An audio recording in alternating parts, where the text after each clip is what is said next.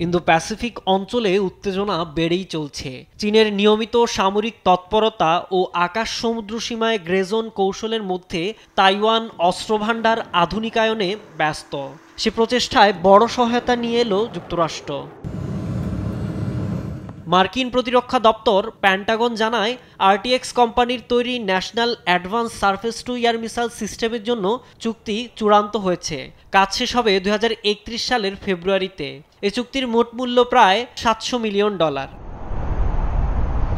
A national advance surface to air missile system NASAMS চুক্তি ইউক্রেনের রাশিয়ার ক্ষেপণাস্ত্র হামলা প্রতিহত করতে সাফল্যের সঙ্গে ব্যবহার হয়েছে।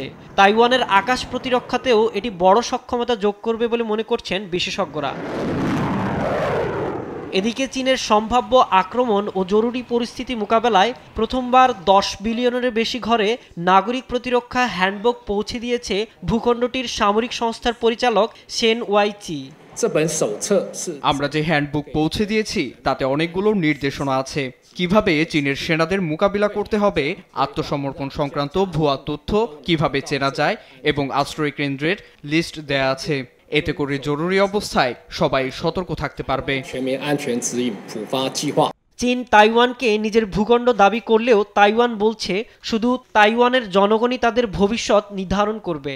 এছাড়া 1979 সালে বেইজিংকে কূটনৈতিক স্বীকৃতি দিলেও যুক্তরাষ্ট্র তাইওয়ানের সবচেয়ে গুরুত্বপূর্ণ আন্তর্জাতিক মিত্র। তাইওয়ানের সামরিক সহায়তার বড় অংশই আসে যুক্তরাষ্ট্র থেকে। সাইদুজ্জামান, নিউজ ডেস্ক, দেশ টিভি।